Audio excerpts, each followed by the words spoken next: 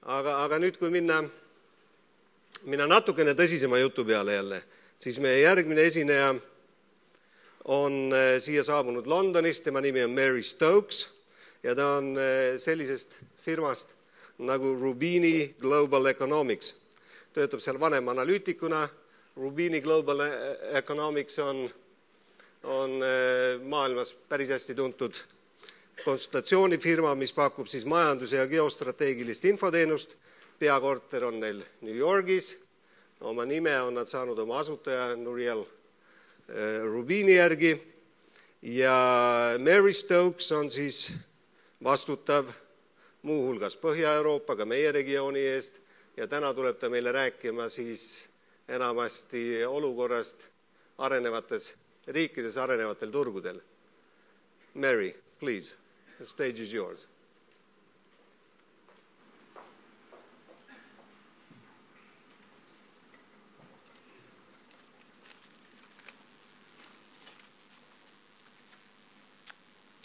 Thank you very much for having me here today.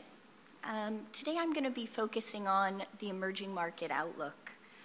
Emerging markets was a term first coined by the World Bank in the early 1980s. Since then, it's become a growing part of our vocabulary and a growing part of the world economy. The emerging markets are broadly defined as low to middle income per capita countries, which now house roughly 80% of the world's population. Now, Brazil, Russia, India, and China are the biggest emerging markets, but many other economies fit into this definition.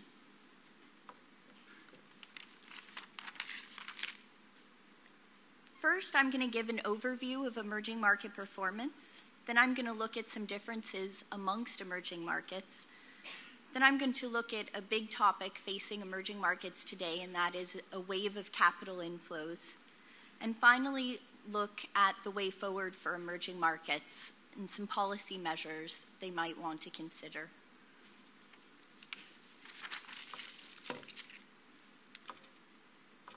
Now, in terms of the current state of affairs, overall growth is rebounding faster in emerging markets than in advanced economies. As seen here, the average growth rate in emerging markets this year and next is expected to be double that of advanced economies. This is a topic the previous speaker, Suur, also addressed. Emerging markets account for a growing share of global GDP. The BRICS, Brazil, Russia, India, and China, have overtaken the United States and now account for almost a quarter of global GDP. This is a major structural shift in the global economy. Now, the emerging markets are gaining a lot of attention of late for their relatively solid public finances. Notably, public debt loads in advanced economies dwarf those of emerging markets at the end of last year, as Mr. Suur discussed. Concern over unsustainable public debt loads is a key driver in the Eurozone periphery debt crisis. High public debt loads can limit a country's policy maneuver room and stymie growth, and in extreme cases, they can be major ingredients in precipitating financial crises. Meanwhile, markets are taking notice of emerging markets' favorable growth prospects and their relatively low public debt levels. CDS spreads, which are one way of measuring risk, show that markets now consider the Eurozone periphery a much riskier bet than many emerging markets. This is very important as this was something that was considered inconceivable just a couple of years ago and represents a major shift in thinking.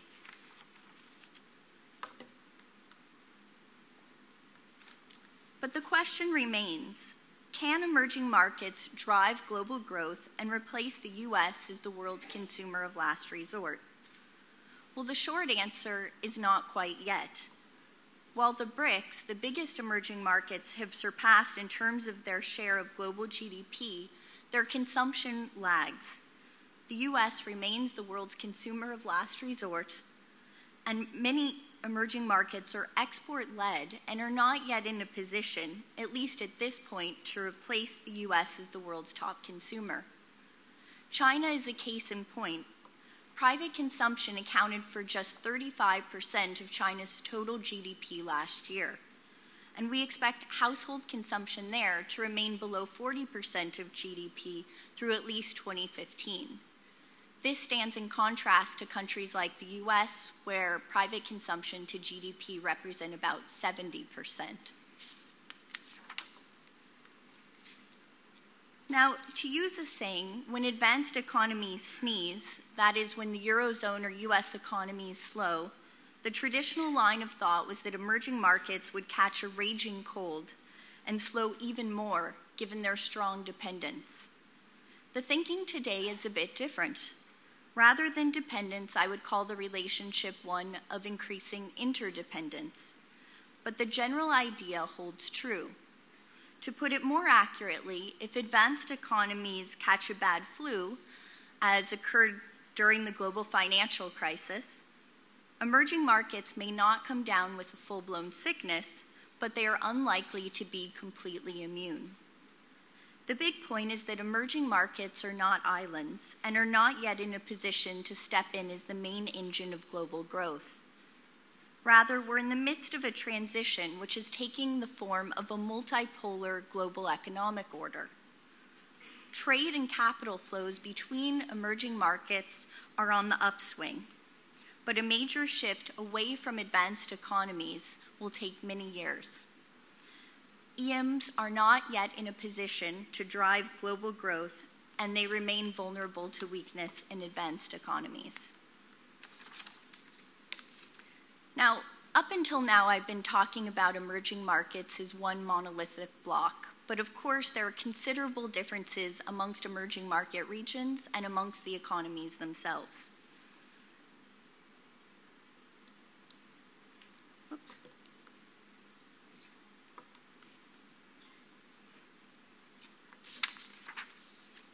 The recovery in the Central and Eastern Europe region is lagging behind that in other emerging market regions.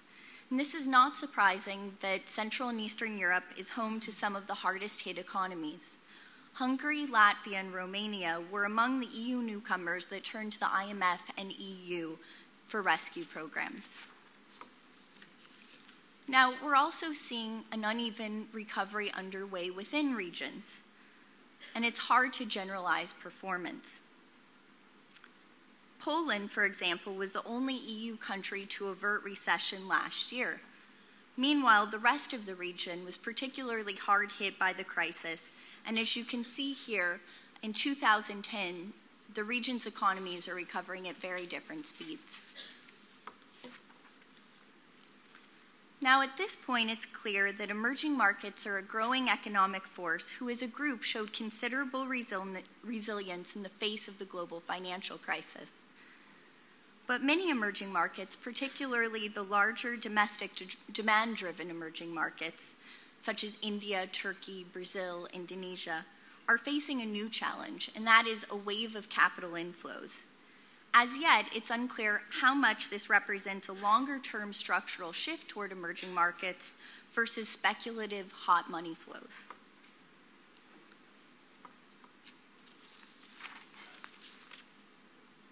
Now, this was a graph that we also saw in the previous presentation, but I think it very much applies to this presentation as well in the topic of capital flows. I think this graph shows that part of the shift we're seeing towards emerging market assets is secular. Emerging market equities make up a much bigger share of total world market capitalization now compared to 5 years ago, almost double their previous share. But they still account for a minuscule share of US holdings, for example.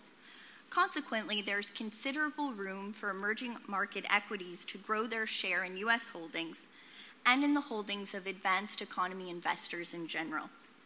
This suggests some of the increase in flows is in fact structural.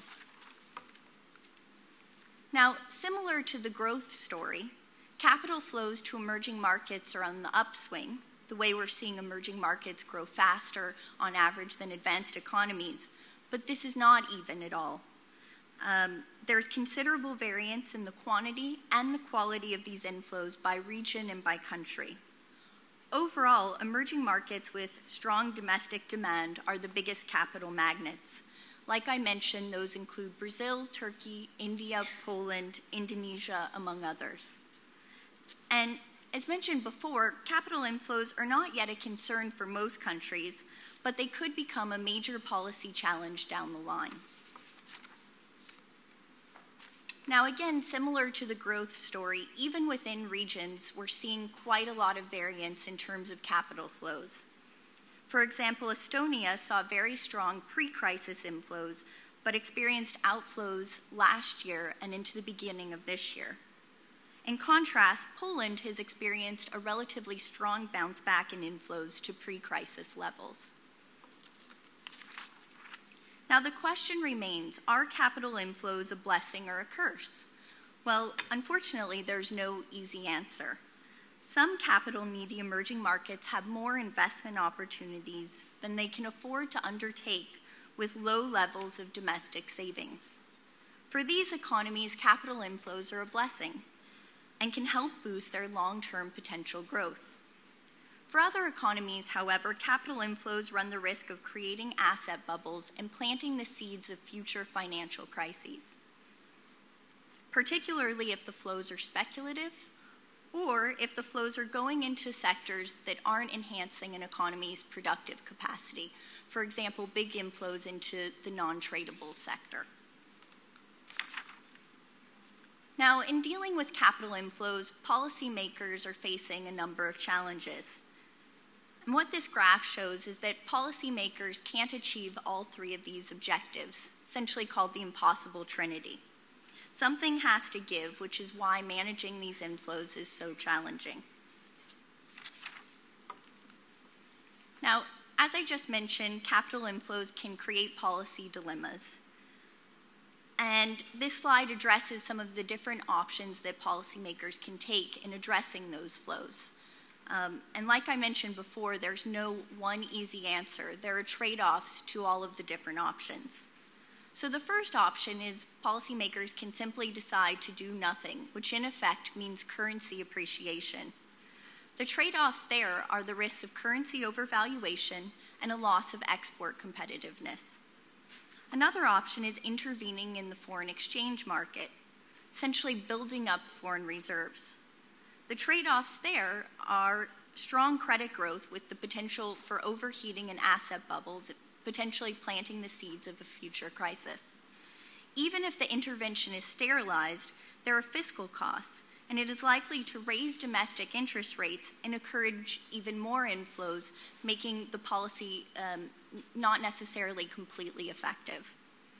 The third option, and something that we're seeing right now in a number of emerging markets, including Brazil, is the imposition of capital controls.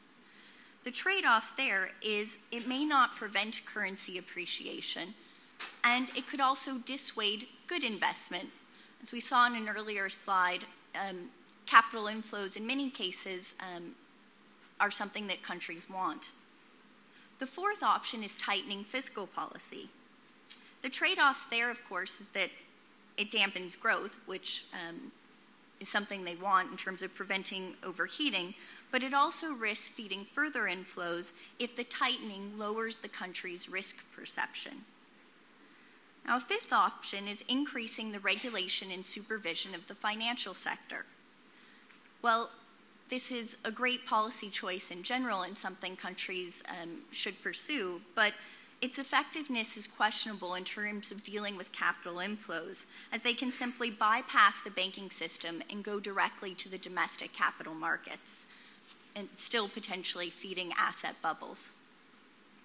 In the longer term, countries can work to deepen capital markets, which will help them to better absorb inflows, but that's a longer term solution.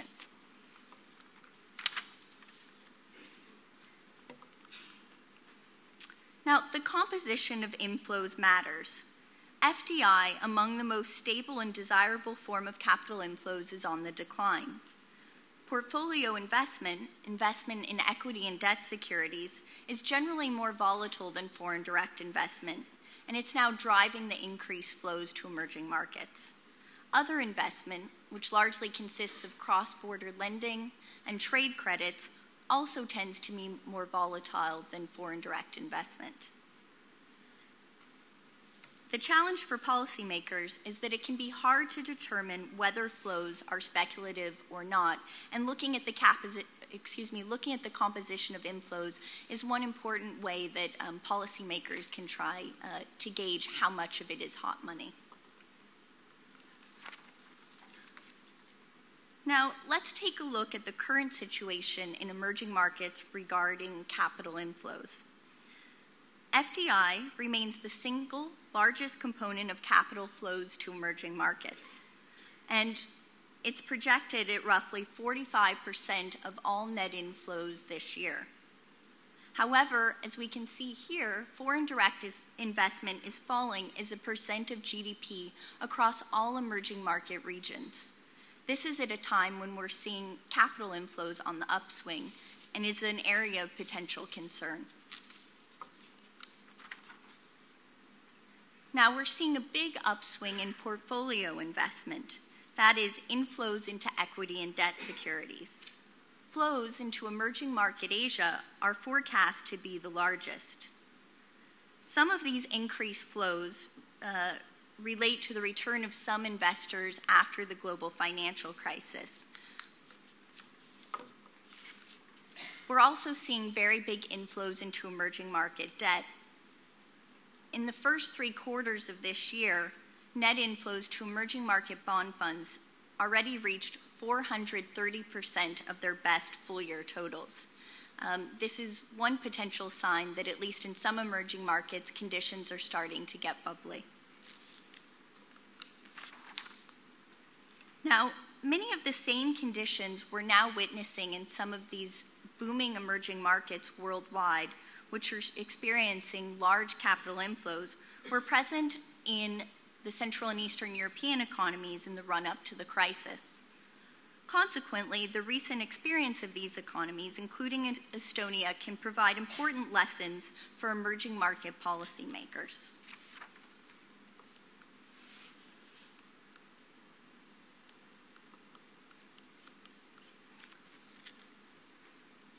Now, a point made earlier, but that I want to highlight again, is that we're all in this together. Emerging markets are not immune to weakness in advanced economies, nor are advanced economies immune to emerging market weakness. This strong interconnectedness via trade and financial channels makes economies in Central and Eastern Europe and globally vulnerable to external shocks. It's impossible to completely protect against an external shock, but complacency on the part of policymakers is not the answer. Reforms and institutions matter. An important way for policymakers to enhance an economy's ability to weather external shocks and rebound after crises is focusing on furthering reforms and on building solid institutions.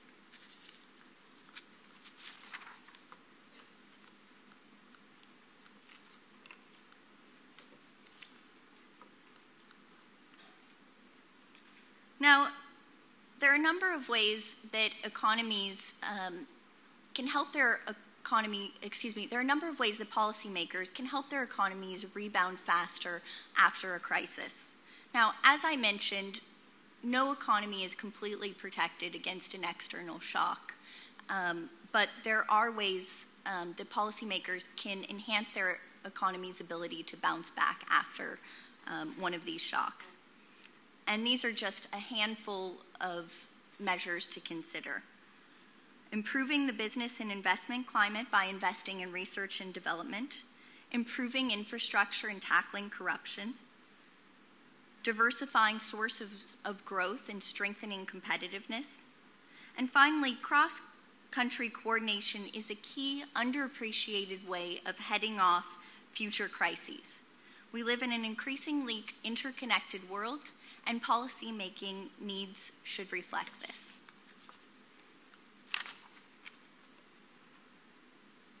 Now, all else being equal, higher research and development investment should boost long-term potential growth and lead to greater economic activity and innovation. Estonia stands out quite strongly in the region on a number of measures of resilience, and this is one of them. Now, the World Bank puts out an ease of doing business ranking. It looks at 183 countries. And as you can see here, Estonia ranks quite high, 17th out of 183. If you have entrepreneurship, it means a more flexible economy that can take advantage of opportunities and is better able to promote growth. This is particularly important for a small economy like Estonia's.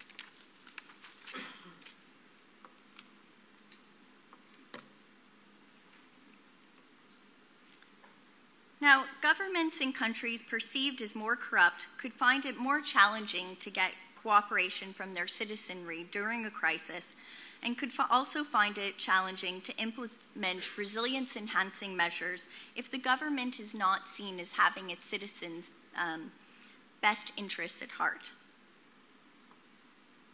As you can see here, Estonia ranks quite well in the region and in Europe in terms of its corruption perception ranking.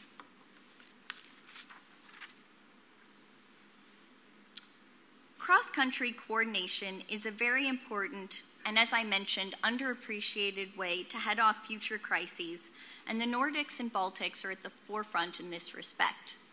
The Vienna Initiative in certain Central and Eastern European economies with IMF programs is also a successful example of cross-country coordination and coordination with the private sector. Now, the Nordic and Baltic authorities have chosen to share the costs of financial stability, and in August 2010, they agreed to a burden-sharing scheme in the event of a future financial crisis.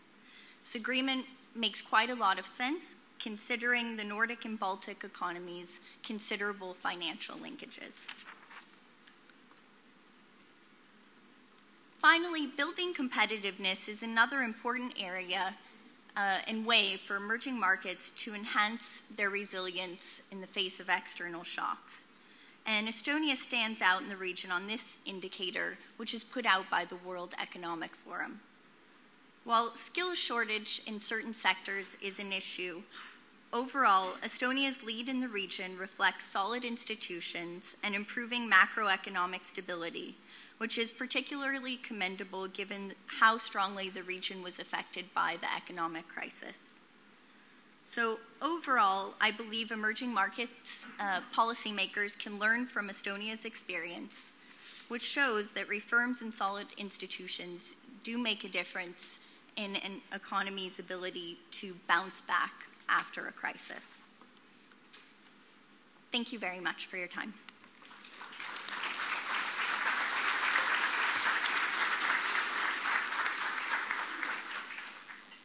Thank you, Mary. Please don't leave yet. Hopefully we have some questions. Please, could you send over the microphone to the gentleman there? Thank you for your presentation. I have a question. How important do you consider in Rubini the national domestic savings ratio and public and private sector reserves to be for the macroeconomic stability? Thank you. So the question was, how important Please, Mary, please. Yeah, the savings ratio and public and private reserves. In general, for a country's economic stability? Yes. I think they're quite important.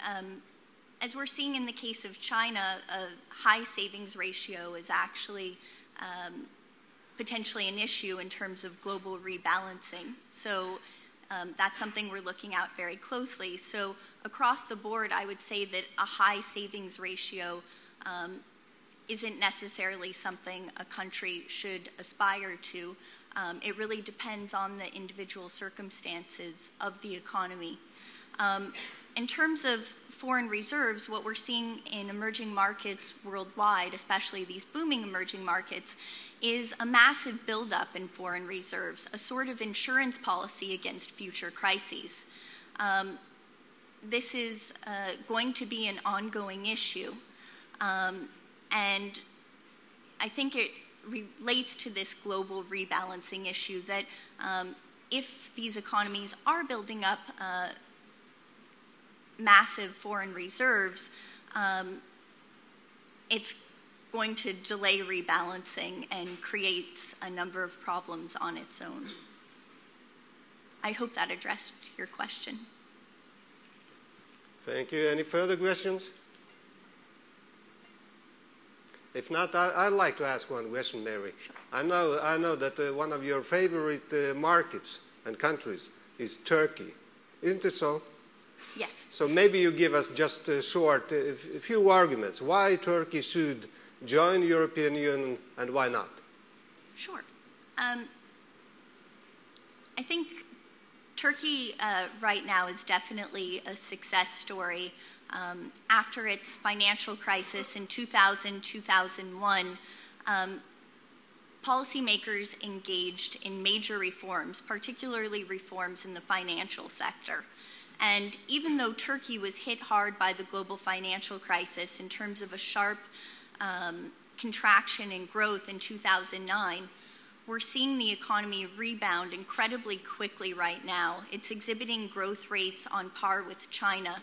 In the first half of this year, the growth rate was 11% year over year.